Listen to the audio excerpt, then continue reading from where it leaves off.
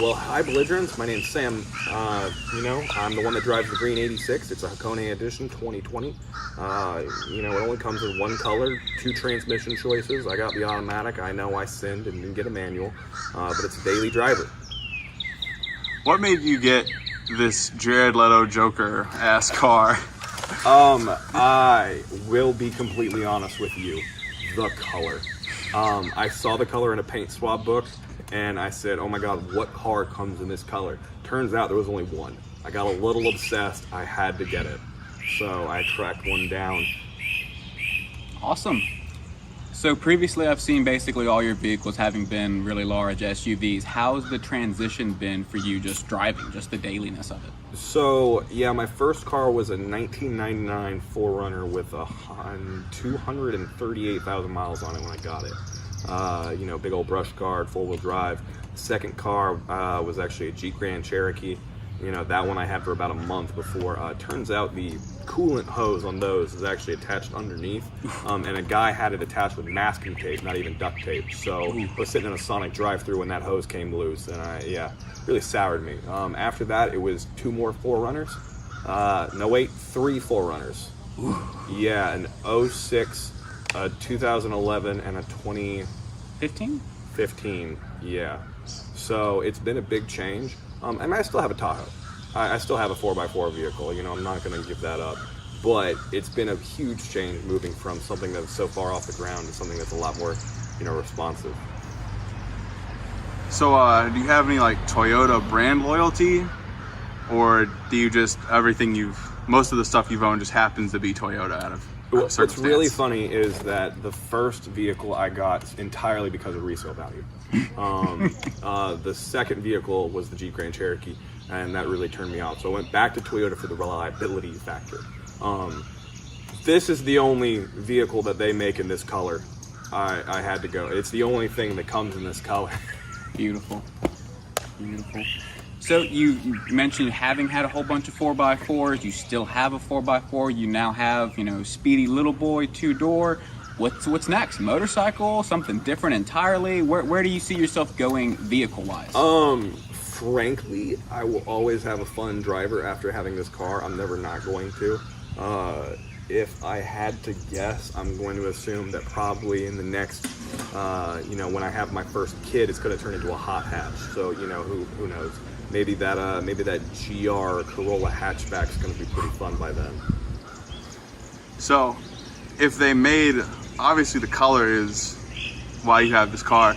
If they made any other car in this color, what if you could have this color on another car, what would it be? That's the question I'm asking. Oh, that is a good question. This specific color, I really like. I like a sleek vehicle like this. Honestly, I think I'd paint a Supra this color.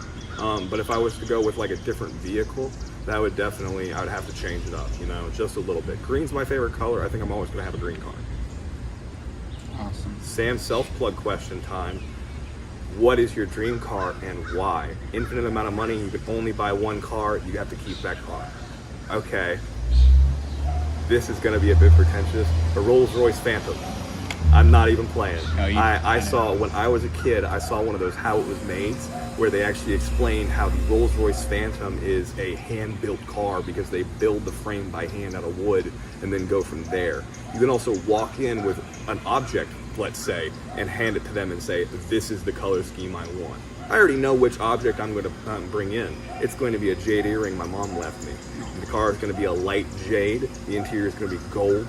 And the star roof, because that's something you get on a Rolls Royce, is going to be the Skyrim constellations, because why not? Yeah. Beautiful. It's another. How do you feel about the Fast and Furious movies? Tokyo Drift is the only one worth watching. It's the only one I own. I'll stand by that. I'll fight a motherfucker. They're pretty terrible movies.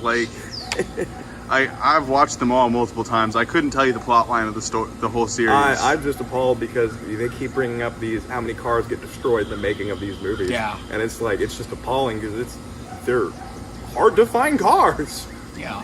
I only have seen the first one, about half of it, with Courtney Barry at that one time back at Sweetbriar, and I was just not about it. It was such a, I don't know, terrible movie, I feel like. It was just really cringe.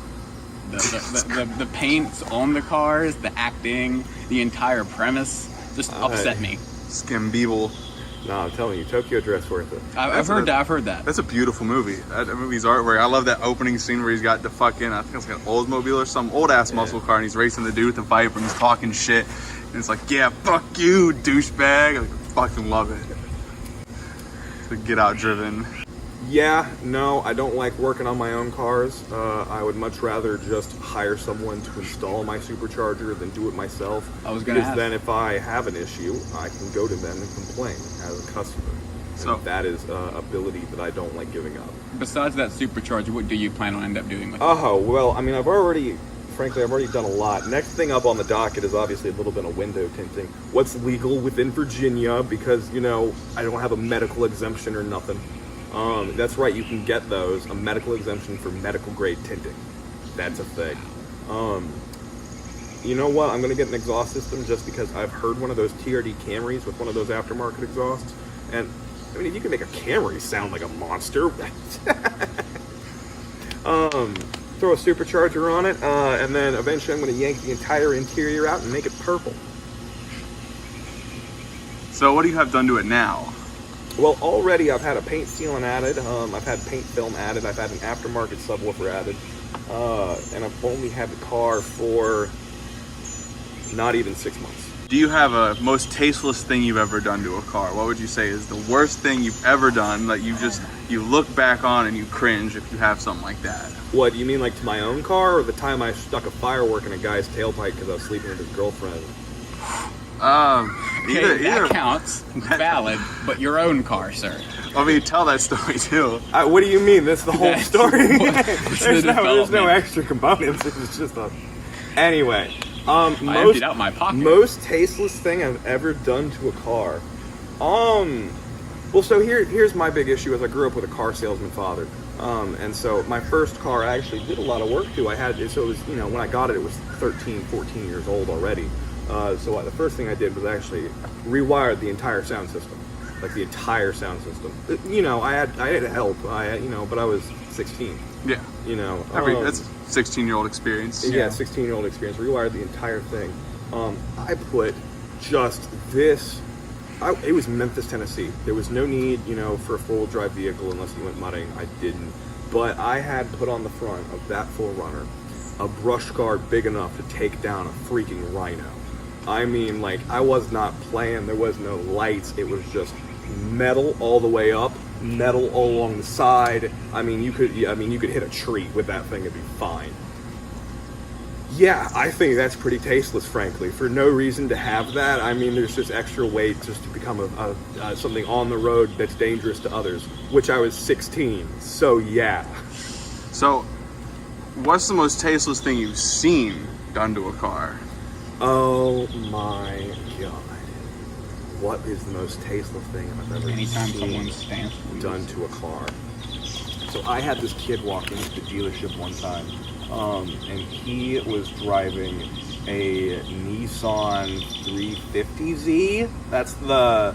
No, it was the one before that. The 320? No, 350, 375 is the newer one. Okay. Well, the older one. You know, he was driving one of the older ones. I can't remember because it was so long ago. And I don't know if he bought the car, you know, with all of the drag racing gear already on it. But he already, you know, it was orange with a black hood that he got from somewhere else. But it was, you know, pretty good looking. The problem was that all along the side, he had that stitching. You know what I mean? The cross stitching. Yeah. Ew. And there was no reason for it. There was no damage. Oh, but really? it was running along the side like a pinstripe. Just on one side. Yeah. One side? Yeah. How much did he want for it? Or like, was he trying to trade it in? Let me put it this way. I offered him how much money my appraiser was willing to let me give him for a car that he said, hey, I keep the steering wheel, but I'll give you guys back all the parts for the factory one. What? I told him how much, and he looked at me and laughed. Which, fair, whatever. You know, it was a drag car at a dealership. I couldn't do anything with it. Yeah. But yeah, no. Every now and then I still see that car driving around. Still looks bad. it.